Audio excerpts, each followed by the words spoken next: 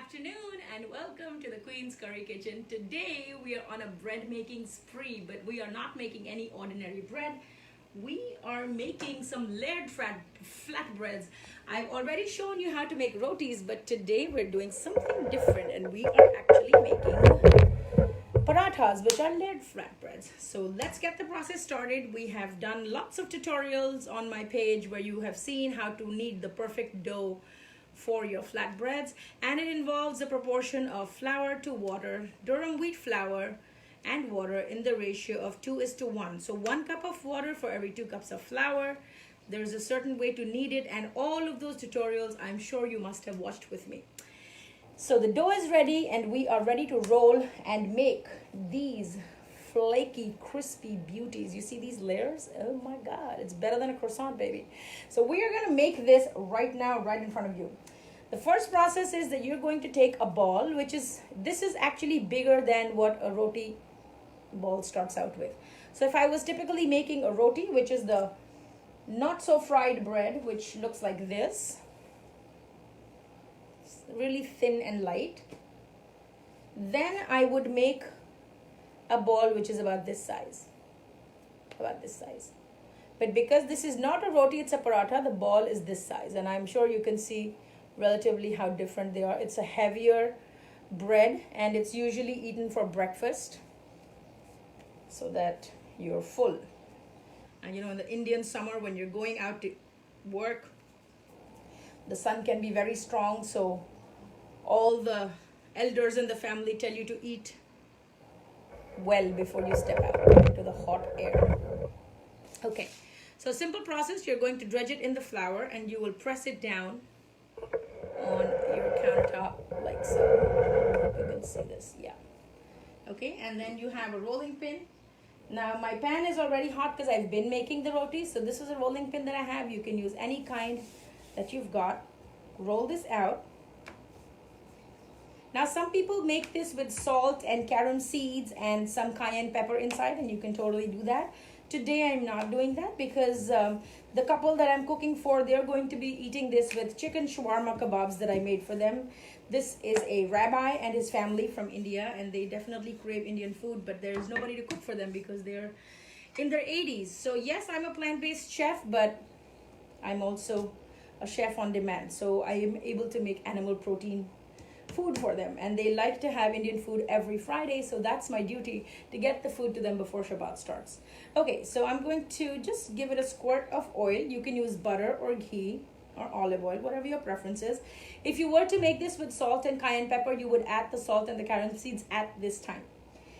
I'm going to teach you the simplest fold that can be in order for you to accomplish the layered parathas. And what you do is, this is called the lifafa paratha, which means the envelope paratha. So basically we're just going to try to fold it as if we were layering a packet, right?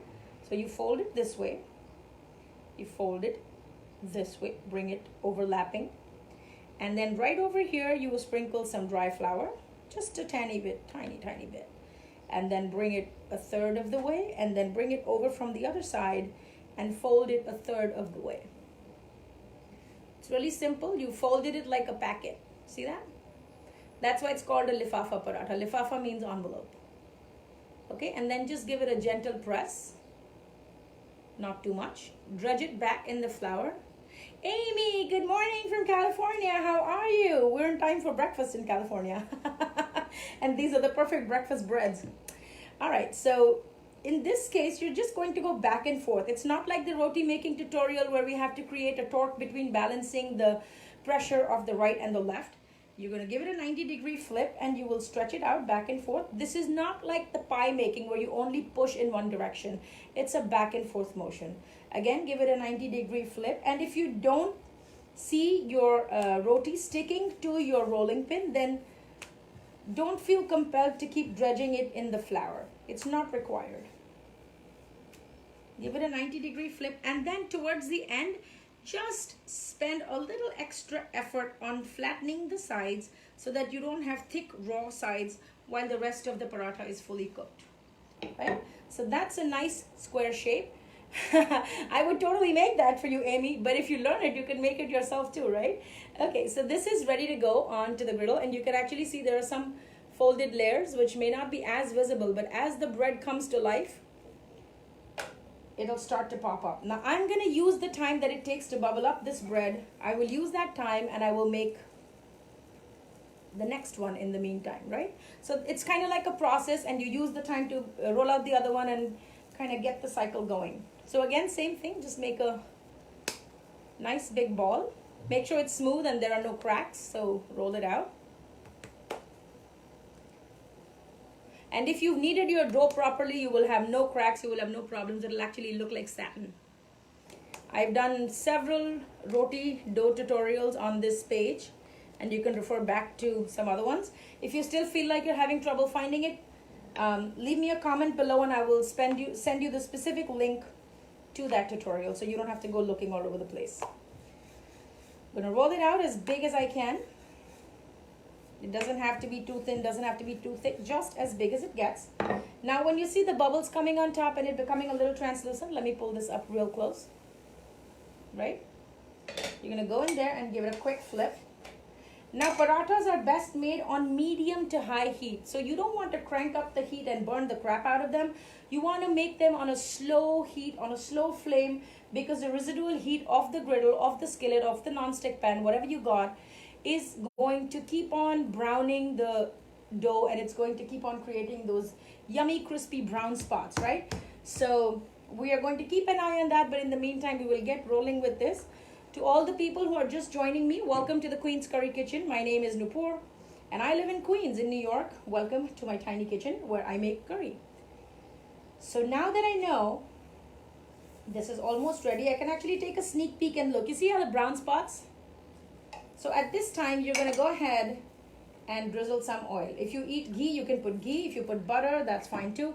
Butter tends to burn, so I actually like to add it after taking my parathas off the flame.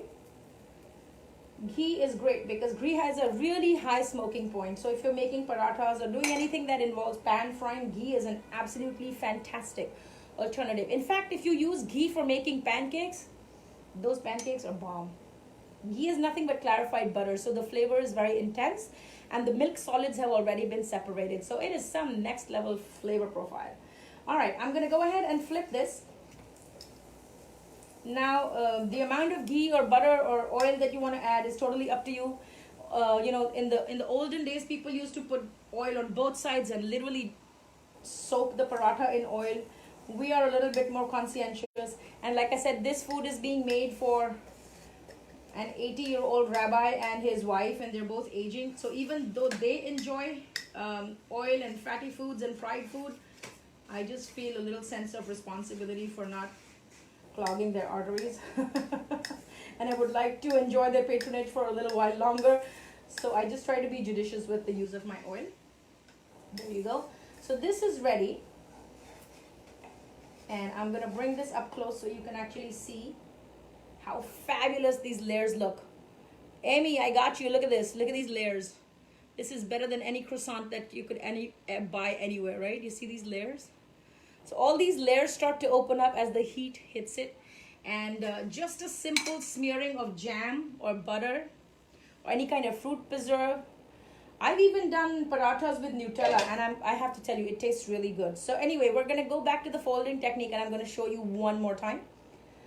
So visually imagine that this is cut into thirds, right? And this is for somebody who's totally a visual person. So imagine that this is divided into thirds. You're going to fold it once, bring it to this line. You're going to fold it here, bring it to the second line, and then sprinkle some dry flour. And then also imagine that this is cut into thirds, and then so that's your packet fold. Folding it here, and then pulling it and folding it here. So all the edges are covered, and you will give it the most gentle tap right here. For all the people that are tuning in, I would really like to know if you ever tried to make Indian breads, or if you like to eat Indian breads in restaurants, and what do you think? Do you think, oh my God, I wish I could make something like that, or I could eat this every day? All of my friends who are not Indian, they always say they could eat this every day, and they wish that they could bathe in naan and butter chicken. That's their dream fantasy. So I don't know if that's your fantasy too. Let me know in the comments below. I would love to hear your thoughts. And if you've tried to make it and had success with it, let me know that too. I would love to hear what your story is. If you've had any failures with it, I would love to know. If there's any Q&A involving kneading the dough or actually rolling out the rotis, feel free to drop it in the chat below. I'm happy to answer any questions that you may have. Mr. Sharad Mathur is tuning in from India. Welcome to the Queen's Curry Kitchen. We are making lifafa parathas, which is the packet style fried flatbread. Okay, so this is my last one for the day because I'm going to be making 4 parathas with 4 chicken shawarma kebabs that I've already made for my clients. So these are the 4. The rest of them are all rotis, as you can tell. If you were with me on the IG live, you probably saw the entire dough making process and the roti making video. Way over there in the back is some chicken biryani, the Hyderabadi style chicken biryani. So yes, I'm a plant-based chef and I do a lot of vegan, vegetarian, Indian food, but I'm also a chef on demand. So if someone wants to eat chicken or fish, or if someone's on a keto diet or pescatarian, I am happy to oblige. So I gave this a flip, and just remember that when you flip it the second time, it spends the maximum time on the skillet. Just give it a good massage, show some love, connect with your food. Did you know that any 2 people, if they were given the same ingredients, if they made the same food, it would still taste different? Yes, even if the ingredients were all pre-measured, it would still taste different. And that's because food is nothing but energy. And whatever energy you put in your food, that's what the people that eat in your food receive. So be very careful what your thoughts are when you're making food for your family. If you're not feeling like it, if you're frustrated, if you're resentful, if you're tired and you feel like, oh my God, why the hell do I have to cook for all these people? You know, just order takeout, man. Don't put that energy into those people that live with you, because it will become very toxic. All right.